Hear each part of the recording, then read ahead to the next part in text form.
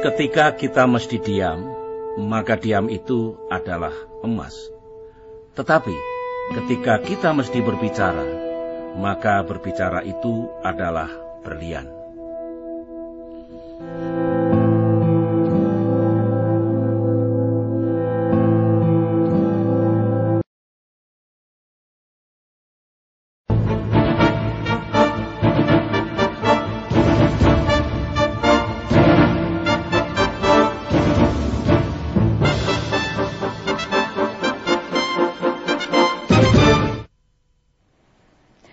Presiden Susilo Bambang Yudhoyono akhirnya bersedia menjawab berbagai tudingan yang dilontarkan kepadanya.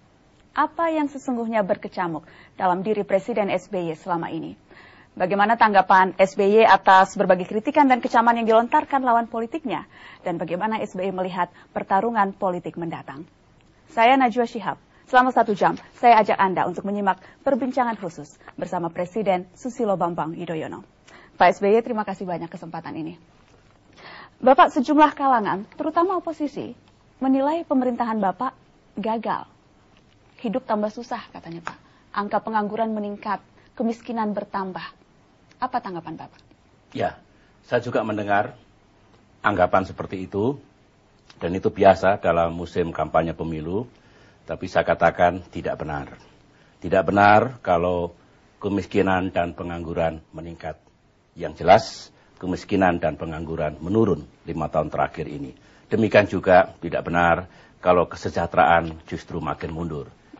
Secara bertahap, kesejahteraan rakyat kita makin baik.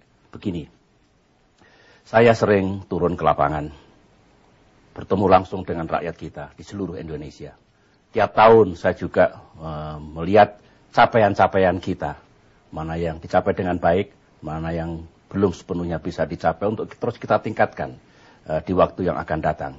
Oleh karena itu, saya mendasarkan atas data yang sah, baik itu yang dirujuk pada BPS kita maupun data dari Bank Dunia, angka kemiskinan dan pengangguran menurun. Oleh karena itu, ya mari kita gunakan data yang sah dan betul-betul kita melihat kondisi objektif di lapangan yang saya rasakan sendiri ada kemajuan-kemajuan yang dapat kita capai dalam 5 tahun terakhir ini. Ada bahkan iklan politik yang sempat tidak jelas identitasnya, yang menyebut seperti ini, Pak. Katakan tidak pada pemimpin yang tidak memenuhi janji. Disebutkan di iklan itu angka kemiskinan malah justru bertambah, padahal Bapak pernah berjanji untuk menurunkan angka kemiskinan. Apakah Bapak merasa tersudutkan dengan iklan itu? Ya, saya juga melihat iklan itu. Ada 2 hal yang ingin saya tanggapi. Pertama, kekeliruan bahwa rencana disamakan dengan janji. Yang kedua lah, ini menyangkut etika politik ya. Sebenarnya dalam kampanye itu boleh saja ada kampanye negatif campaign, tetapi janganlah ada yang disebut black campaign, yang tidak jelas sumbernya. Dilemparkan isu kepada publik, kecaman pada pemerintah misalnya, kepada SBY, tapi tidak jelas, tidak bertanggung jawab siapa yang menyampaikan kecaman itu. Nah, kembali kepada yang disampaikan tadi menyangkut janji. Begini, saya ini sangat berhati-hati dalam mengeluarkan statement, baik pada saat pemilu presiden tahun 2004 yang lalu maupun setelah menjadi presiden, agar tidak dilihat sebagai janji. Kembali lagi, saya tidak pernah mengatakan kalau saya jadi presiden, kemiskinan akan hilang, pengangguran akan hilang, rakyat akan makmur dan sejahtera seluruhnya, dan sebagainya. Yang saya katakan adalah jika insya Allah saya terpilih menjadi presiden, tugas saya meningkatkan kesejahteraan rakyat, mengurangi kemiskinan, dan mengurangi pengangguran. Itu yang saya katakan. Nah, kalau rencana memang kan mesti dipahami, Najwa, mana yang rencana, mana yang pelaksanaannya. Di negara manapun, pemerintah manapun di negara kita ini, selalu ada perbedaan antara rencana dengan pelaksanaan. Ada 100 sasaran misalnya, ada sasaran-sasaran yang dicapai dengan baik, ada yang tidak sepenuhnya dicapai. Demikian juga, saya juga punya catatan dan data, ketika Presiden Megawati memimpin dulu ada Propenas, rencana 5 tahunan, juga banyak yang tidak dicapai. Oleh karena itu mari kita jernih melihat antara perbedaan antara rencana dan janji, katakanlah begitu. Karena pada waktu pemerintahan Ibu Mega pun ada yang tidak tercapai. Dan itu Bapak tidak melihat itu Ibu Mega gagal memenuhi janji? Begini, sudut pandang saya adalah, sekali lagi, pemerintahan manapun, karena ada dinamika, ada persoalan sepanjang masa pemerintahan itu, tentu ada sasaran-sasaran yang dapat dicapai dan tentu ada yang tidak. Tetapi melihat keberhasilan pemerintahan harus utuh, jangan hanya dari satu dua sisi saja. Kemudian kalau apakah pemerintahan Ibu Megawati berhasil tidak berhasil, ya saya kira rakyat yang bisa menilai. Saya tidak perlu menilai lagi masa lalu beliau. Pak, berbagai program pemberdayaan masyarakat yang dilakukan pemerintah, ada berbagai skema begitu. Sejumlah kalangan menilai program itu syarat muatan politis, Pak. Jangan-jangan Pak SBY sedang berkampanye nih, menggunakan anggaran pemerintah untuk berkampanye kepentingan Pak SBY sebagai calon presiden mendatang. Semuanya terang benderang, semuanya akuntabel, semuanya dijelaskan kepada rakyat apa semua program-program pro rakyat itu. Dan jangan lupa, program itu sebagian besar telah kita jalankan sejak tahun 2005 yang lalu. Ingat waktu itu harga minyak meroket, kemudian harga BBM terpaksa kita naikkan. Nah, saya harus melindungi rakyat yang mengalami kesulitan.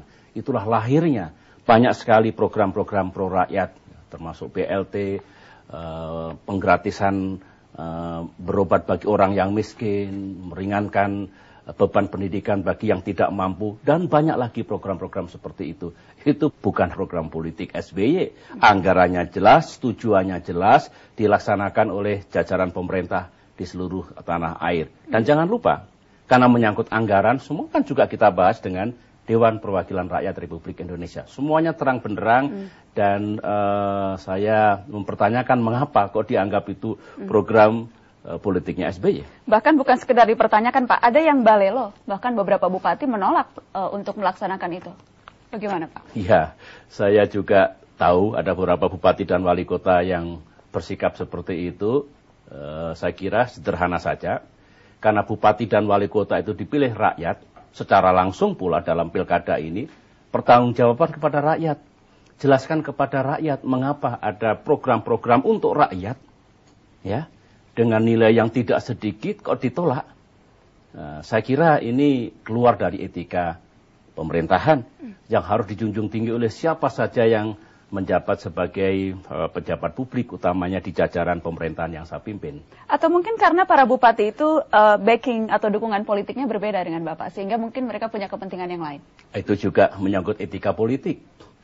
Begitu seseorang diambil sumpahnya menjadi bupati, wali kota, gubernur, menteri, termasuk presiden dan wakil presiden, maka sejak itu dia harus menjalankan dengan sepenuh hati tugas-tugas di jajaran pemerintahan. Tidak boleh dia lebih setia misalnya kepada partai politiknya, kepada ketua umum partai politiknya. Rusak kalau itu dibiarkan terus-menerus. Karena dia dipilih oleh rakyat. Dia harus bertanggung jawab kepada rakyat, bukan kepada partai politik lagi dalam kaitan ini. Oleh karena itu, mari kita tegakkan etika ini dengan baik. Ingat, dalam kapasitas saya sebagai Ketua Dewan Pembina Partai Demokrat, kalau ada seorang bupati, wali kota dari Partai Demokrat, saya perintahkan saudara harus loyal kepada gubernur. Dari partai politik manapun gubernur itu. Demikian yang harus kita tegakkan etika pemerintahan di negeri ini. Walaupun gubernurnya dari PDI Perjuangan gitu ya Pak? Termasuk gubernurnya dari katakanlah PDI Perjuangan. Baik, Pak, saya ingin mengacu ke wawancara Bapak di Jurnal Nasional. Bapak sempat menyebut sejumlah tokoh politik yang acap kali mengeluarkan kritikan atau kecaman kepada Bapak. Sebagian di antara mereka itu dilakukan karena tidak puas, tidak suka. Karena sempat meminta sesuatu kepada Bapak tetapi tidak dipenuhi. Betul itu Pak? Betul, betul sekali. Ada yang datang, saya langsung atau mengirim pesan lewat seseorang, ingin menjadi Menteri A, Menteri B, minta mendapatkan konsesi ini, konsesi itu. Tentu tidak mungkin saya begitu saja memenuhi keinginan mereka. Saya ini taat sistem, taat asas. Saya harus adil, menjalankan roda pemerintahan untuk kebaikan. Rusak kalau saya mengentertain, katakanlah, orang seorang dengan kepentingannya masing-masing. Dan terus terang begini Najwa ya, saya ini respect kepada tokoh-tokoh yang kritis kepada saya dari dulu sampai sekarang.